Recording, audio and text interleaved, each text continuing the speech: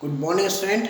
आज हम लोग 11th अकाउंटेंसी में जो पढ़ने वाले हैं वो पढ़ेंगे सबसे इम्पॉर्टेंट चैप्टर जिसका नाम है बैंक रिकॉन्सिलिएशन स्टेटमेंट। तो बैंक रिकॉन्सिलिएशन स्टेटमेंट क्या होता है, इसको कैसे बनाया जाता है, इसके क्या रूल होते हैं, ये सारा कुछ मैं आज आपको बताने वाला हूँ। देखिए, इसके पहले के जो पार्ट था उसमें हमने जर्नल सीखा, लीजर सीखा, ट्रायल बैलेंस सीखा। ट्रायल बैलेंस के सेशंस आप बहुत अच्छी तरीके से और देखिए, क्योंकि उसमें थोड़ा प्रॉब्लम आ रहा है, वो आपको और अच्छी तरीके से आना चाहिए। बहुत काम की चीज़ है और ट्रायल बैलेंस तो बनाना आना ही चाहिए, क्योंकि अगर ये आपको नहीं आए तो फाइनल अकाउंट में काफ़ी दिक्कत जाएगी। तो यहाँ पर जिस तरीके से हम लोग अभी स्टडी को आगे लेकर जा रहे हैं, तो बैंक रिकॉन्सिलिएशन जो है उसको समझना बहुत ज़रूरी है। काफ़ी इजी चैप्टर है और लॉजिकल चैप्टर है, आपको पढ़ने में काफ़ी मज़ा आएगा कि इस चैप्टर में क्या क्या होता है। तो देखिए, हम लोग शुरू करते हैं अभी हमारा चैप्टर जिसका नाम है बैंक रिकॉन्सिलिएशन स्टेटमेंट। तो अभी मैं आपको ये समझाने वाला हूँ कि जो बैंक रिकॉन्सिलिएशन स्टेटमेंट है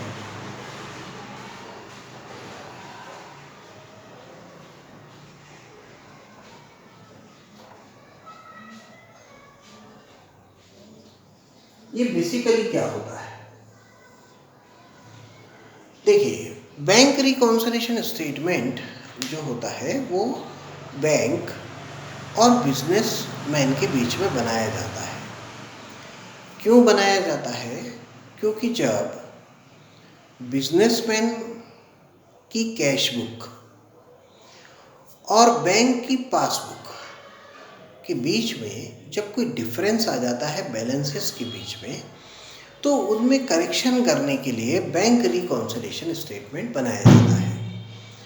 अब इसको मैं आपको एक दूसरे एग्जाम्पल से समझाने की कोशिश कर रहा हूँ ताकि आपको ये चीज़ बहुत अच्छी तरीके से समझ में आए। आप यहाँ पर समझिएगा कि हमारे पास हम ये मान लेते हैं कि दो जो है यहाँ पर दो पार्टीज हैं। एक है हमारे पास में जिसको कि हम कहेंगे बिजनेसमैन। तो ये हो गया बिजनेसमैन, और दूसरा हमने यहाँ एक बैंकर बना दिया है जो बैंक है अपना, ये बैंक है। अब बेसिकली आप इस बात को समझिए कि बिजनेसमैन अभी हम अपने आप को मान रहे हैं, तो अकाउंट को पढ़ते समय हम बिजनेस मानते हैं, पर बैंक रिकॉन्सिलिएशन के लिए हम आपको समझ में आए इसलिए मैं आपको ये बता रहा हूँ कि अपन है यहाँ पर बिजनेसमैन।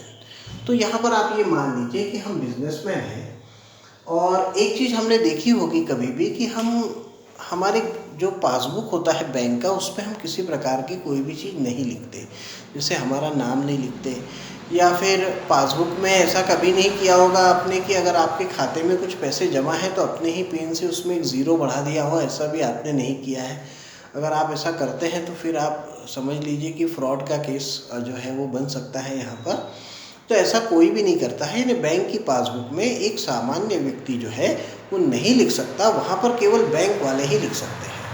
तो यहाँ पर इस बात को आप समझ लीजिए कि बैंक रिकॉन्सिलिएशन बिजनेसमैन और बैंक के बीच में जो है उनके जो बैंकिंग का और जो बिजनेसमैन का अकाउंटिंग सिस्टम है उसका जो डिफरेंस है उसको दूर करने के लिए बनाया जाता है। तो बिजनेसमैन के पास में जो होती है वो किसी भी ट्रांजैक्शन को लिखने के लिए यहाँ पर होती है कैश बुक, और बैंक जो होता है वो सभी बिजनेसमैन के द्वारा किए गए बैंकिंग ट्रांजैक्शन का जो रिकॉर्ड रखता है वो पासबुक में रखता है। तो भाई सीधी बात एक है कि अगर हमारी कैश बुक हमको बता रही है कि हमारे 10,000 रुपये बैंक में जमा है, तो वाकई में बैंक की पासबुक में भी तो 10,000 रुपये दिखने चाहिए। या बैंक की पासबुक हमको बता रही है कि आपके 15,000 जमा है, तो हमारी कैश बुक ने बताना चाहिए कि हमारे पास 15,000 है, पर ऐसा होता नहीं है। और वो किस वजह से नहीं हो पाया, उसमें करेक्शन करने के लिए ही जब आपकी कैश बुक का बैलेंस और पासबुक का बैलेंस ये दोनों एक दूसरे से डिफरेंट हो जाए, तो इस डिफरेंस को दूर करने के लिए ही हमको यहाँ पर BRS यानी बैंक रिकॉन्सिलिएशन स्टेटमेंट को बनाना पड़ता है। तो अब आप बिल्कुल अच्छी तरीके से समझ गए होंगे कि BRS क्या है, बैंक रिकॉन्सिलिएशन स्टेटमेंट क्या है। तो बैंक रिकॉन्सिलिएशन स्टेटमेंट है एक ऐसा स्टेटमेंट जो पासबुक और कैश बुक के बैलेंसेस के डिफरेंसेस को दूर करने के लिए बनाया जाता है। इसको हम लोग यहाँ पर कहते हैं बैंक रिकॉन्सिलिएशन स्टेटमेंट। तो ये जो बैंक रिकॉन्सिलिएशन स्टेटमेंट होता है और जो पासबुक है और जो कैश बुक है, यहाँ पर ये जानना ज़रूरी है कि ऐसी कौन सी बात हो जाती है जिनकी वजह से जो डिफरेंसेस है वो दोनों जगह पर आ जाते हैं। तो कुछ कॉमन फैक्टर्स हैं जिसको आप अपनी कॉपी में नोट भी करिएगा, मैं यहाँ पर भी आपके लिए लिख रहा हूँ, आप इसको नोट करके रखिएगा। कुछ कॉमन रीज़न हैं जिनकी वजह से ये जो बैलेंसेस डिफरेंसेस हैं जो आ जाते हैं और इनको दूर करने के लिए भी हमको जो है वो काम करना पड़ता है। तो उसमें एक पहला कारण होता है, देखिए कि अगर आपने कोई चेक को डिपॉजिट करने के लिए भेजा हो और वो डिपॉजिट उस डेट को ना हुआ हो तो भी बैलेंसेस डिफर हो जाएंगे। यानी चेक सेंड फॉर कलेक्शन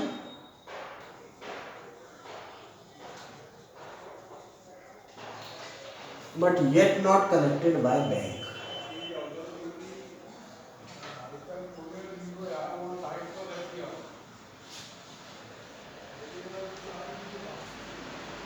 तो ये एक पहला कारण हो गया कि भाई चेक जमा करने के लिए भेजा जाए तो और बैंक वाला जो है उसको अगर उस डेट को जमा नहीं करता है तो जो डिफरेंसेस हैं उनमें आ जाते हैं। दूसरा अगर हम देखें तो यहाँ पर हम बोल सकते हैं कि cheque issued for payment, cheques issued for payment but yet not presented at bank. देखिए कई बार होता है ना ऐसा कि हम लोग चेक किसी को दे देते हैं और उसको कहते हैं कि भाई आप पेमेंट बैंक से ले लीजिएगा। अब आज तो हमने चेक दे दिया तो हम तो यही मानेंगे कि वो आज ही बैंक में लगा देगा या 2-3 दिन बाद उसका पैसा आ जाएगा। बाद में पता चलता है कि वो 2-3 दिन तक के तो बैंक ही नहीं गया और हमारा पैसा वहाँ से कटा ही नहीं है, जबकि हमने कैश बुक में पेमेंट की एंट्री करके हमारा बैलेंस कम कर लिया। तो इस कंडीशन में भी कैश बुक और पासबुक में जो है वो डिफरेंस आ जाता है और आपको बीआरएस बनाने की ज़रूरत पड़ जाती है। तो यहाँ पर ये जो रीज़न्स मैं आपको लिख कर दिखा रहा हूँ, बता रहा हूँ, आप नोट करिए। इसका क्वेश्चन भी बनेगा पेपर में कि बैंक बुक और बैंक रिकॉन्सिलिएशन बनाने की कौन कौन से रीज़न्स होते हैं और उसको क्यों बनाया जाता है।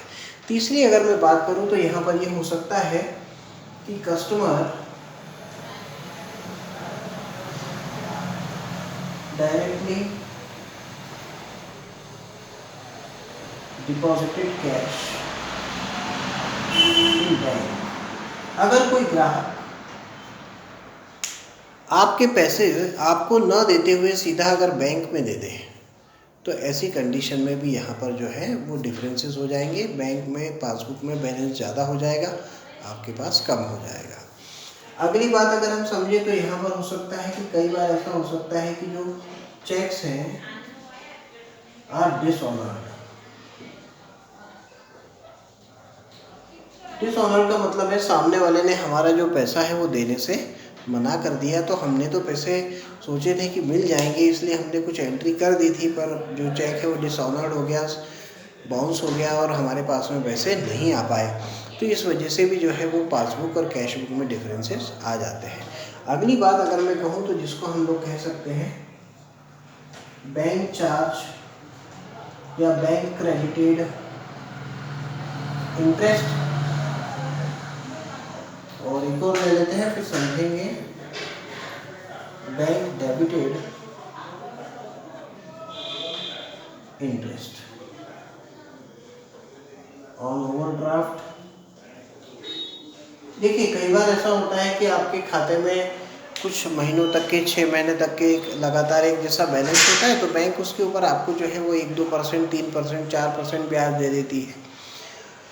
तो ये जो ब्याज उन्होंने दे दिया तो उस वजह से उसकी एंट्री केवल पासबुक में, आपकी कैश बुक में नहीं है। तो जब तक हम एंट्री करा के लाएंगे नहीं हमें पता नहीं चलेगा, ये जब तक मैसेज नहीं आ जाता जब तक आपको पता नहीं चलेगा। तो यहाँ पर बात ऐसा है कि बैंक इंटरेस्ट क्रेडिट कर दे या तो फिर कोई चार्ज हमारे अकाउंट में लगा ले, उस वजह से भी जो है हमको काफ़ी जो डिफरेंस है वो आ जाते हैं। तो जनरली ये बेसिकली 6 रीज़न हैं जिसके वजह से बीआरएस को बनाने की ज़रूरत पड़ती है। तो अब हम इसको प्रैक्टिकली हमारे नेक्स्ट सेशन में देखेंगे कि इसका क्या इम्पैक्ट पड़ता है, इसको सुधारने का तरीका क्या है, बीआरएस का फॉर्मेट क्या है और किस तरीके से क्वेश्चन को जो है वो समझने के लिए, सॉल्व करने के लिए किन किन प्रोसीजर को करना पड़ता है।